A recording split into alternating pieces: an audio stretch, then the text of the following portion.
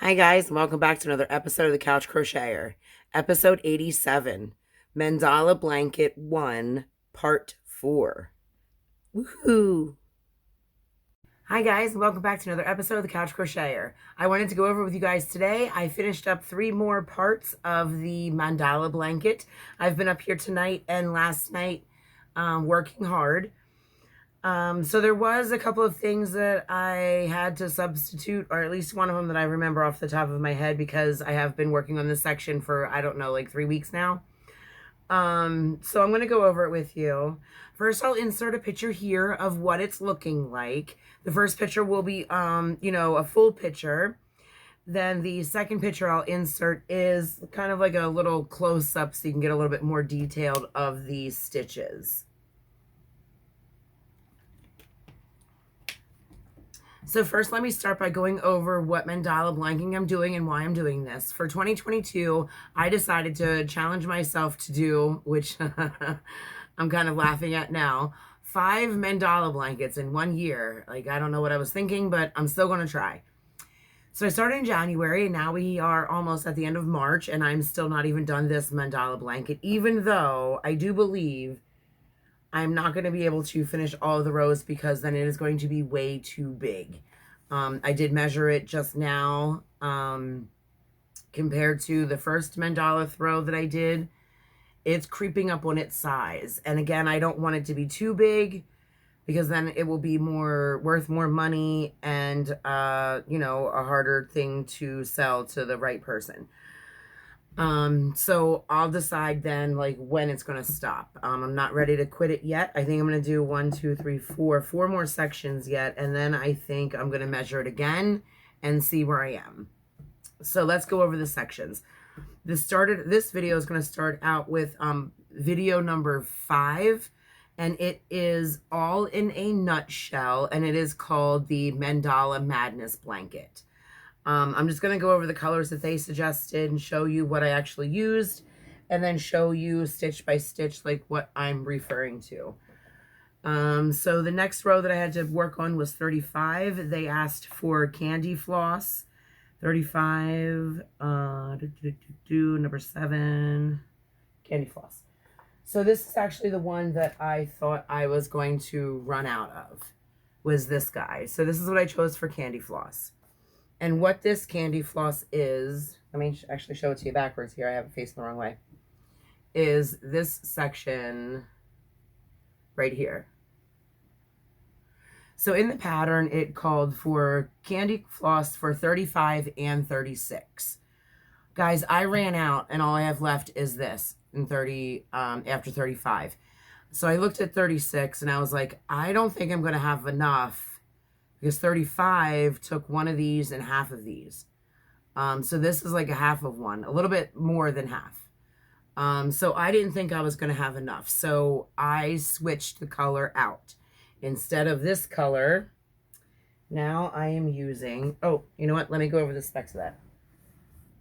This one is Premier's Just Yarn worsted in light pink.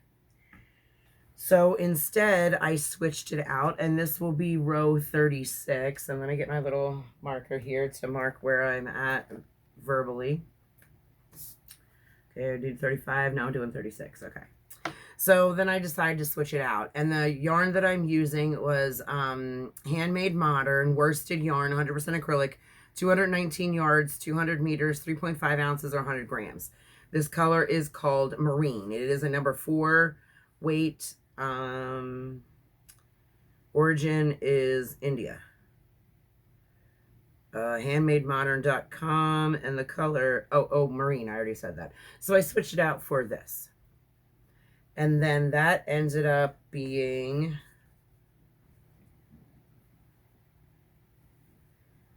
this part right here.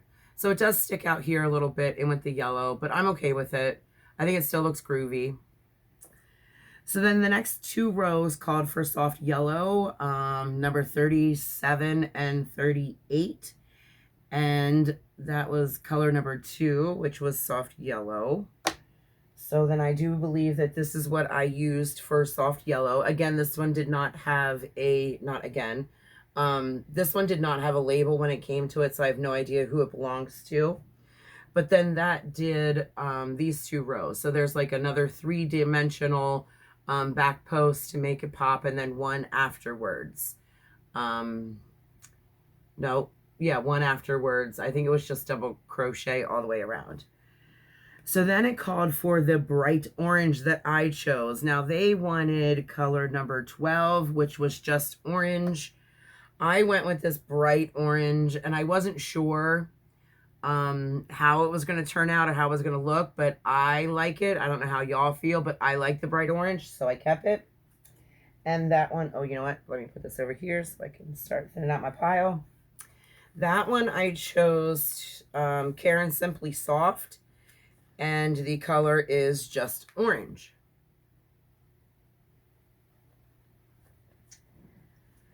So then it called number row 40, which was the end of the part 5 on the video. So then it called for purple, and I used this dark purple here. As you can see, these little shells that pop up, which I think go awesome with the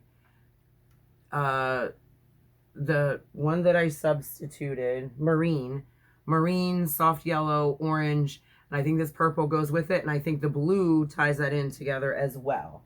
And for that purple, let's see, what did it call for? Color 13, just purple. So I used Red Heart Super Saver, and the color's Amethyst. And then it's row 41 and 42, which are the beginning of then part 6 of the videos. They both were the same color, and that was color 5, which was Summer Rain. And the color that I chose for number 5 was Crafter Smart Acrylic Yarn. It does not have a color. This, I believe I got at the Dollar Tree. So that's that one. And then what that did was do 2 rows. One, whoops, got a piece of Schmor's hair on there already. One outlined the under part of the purple here, and did these 3 pop-up stitches, as she called them. And then the next one was just a row of double crochet all the way around to tie in, to make this not so round anymore. So that's those rows. So then the next 3 rows are olive, and I do believe it just, yep, olive. The one I used for that is Nicole's Studio Classic by Nicole, and this was a AC Moore yarn, and it's called Early Spring. And this row was that the bobble row? I think it was a regular and then a bobble with crochets in between, and then a double with some crochet 3-togethers.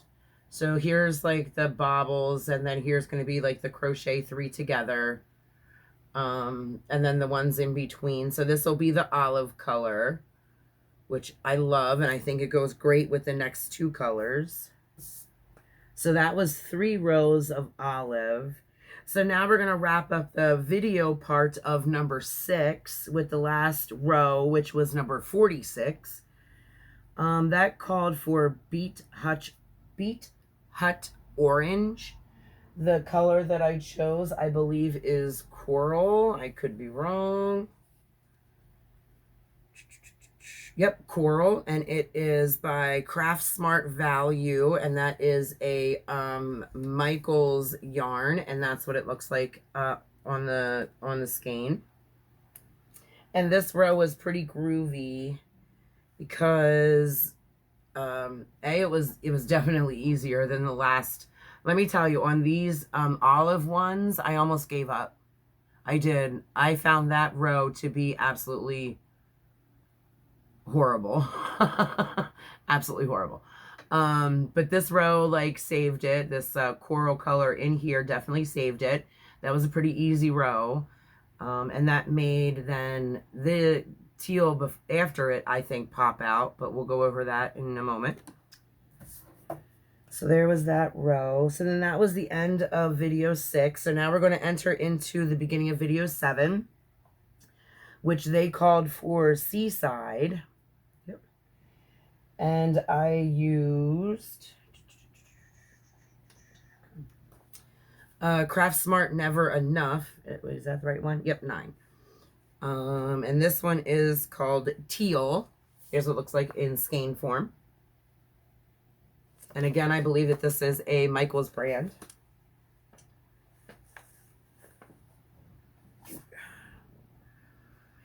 And that is the next one that really made, I think, the peach pop here. I think it really, really turned out great.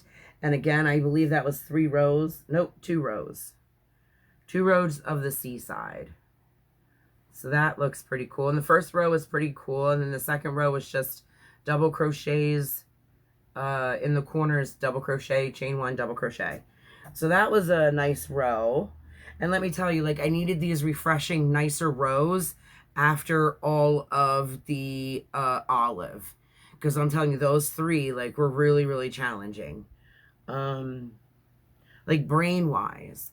Because you had to count these and then stop and then count this and then stop and then count this and then so many of these and then one of these and so many of those and one of these. And it was just, I almost gave up. So the next row is going to be row 49, and they asked for fuchsia, and I did use the color fuchsia, and this is also Never Enough by Michaels brand.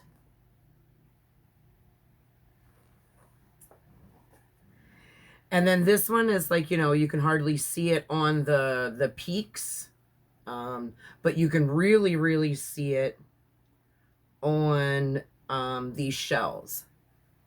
So they were standing alone and kind of curling until I made this row, but this one did these shells and then just bordered here right below the teal. The shells were interesting because I had to do the same thing that I did with this purple row, which I don't remember what the number was, which meant, oh no, they were just, yeah, no, those weren't the goes in and goes outs anymore. I'm sorry, I fibbed. They were just 5 double crochets in 1 stitch. Okay. So then fuchsia. Okay, so the next was back to Cherry Ice, which was this red from Crafter Smart, which again was the Dollar Tree. And it does not have a name to it, so I'm just calling it red. And that row really doesn't have much definition at all. I kind of wish that they would have kept it fuchsia. I don't know why it switched over to red. And if I knew after I was done with the fuchsia and started the red and like got like a little ways down, I probably would have switched it up. This row I don't know about, and I'll show you why.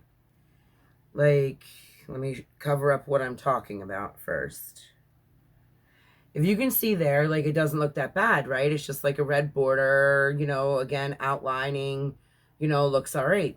But then when you get over to the shells, the purple shells that you previous did, and then the rows down where you did the teal.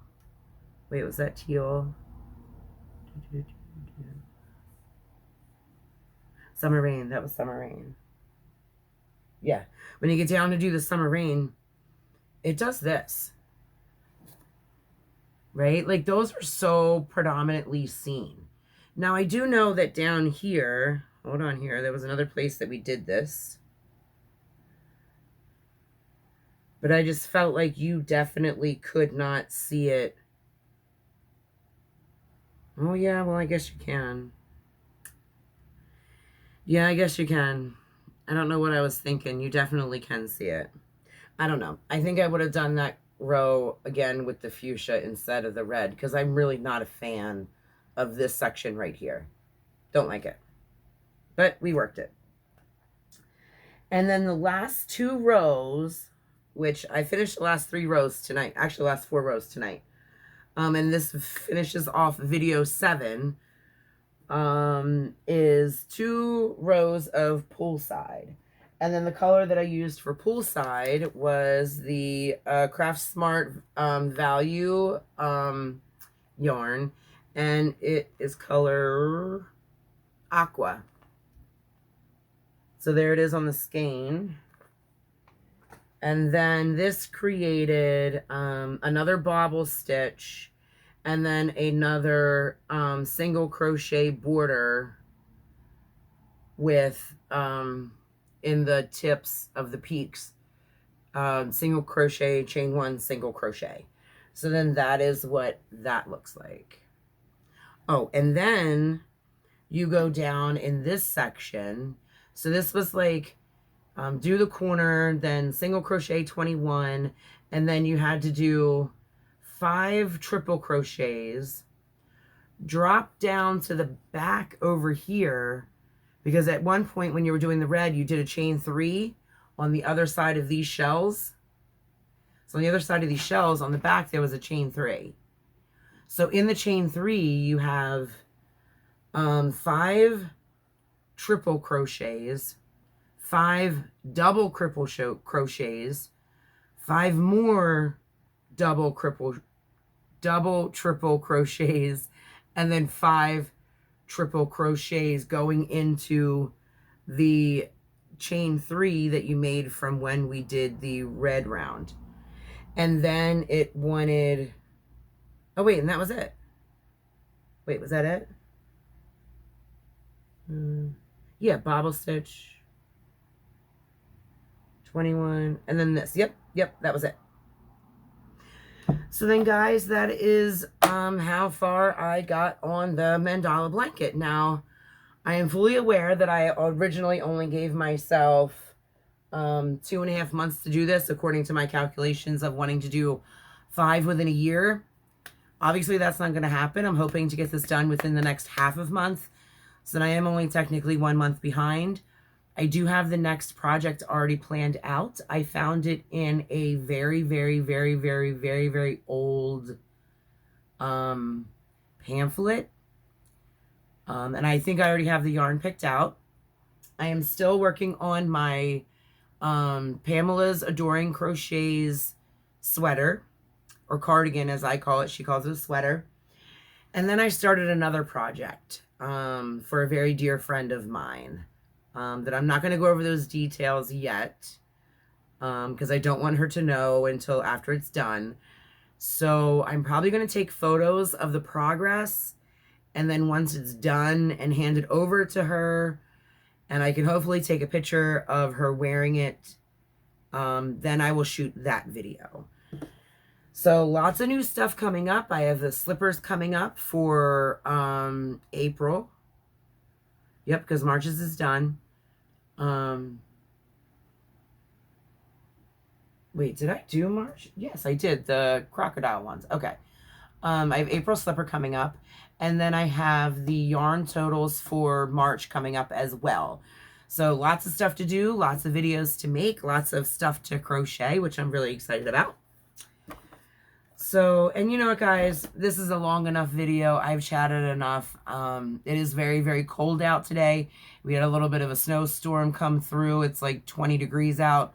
My throat's acting a little funny again, so I'm not going to do my reading. But thanks for stopping by, guys. Be safe and stay groovy. Bye.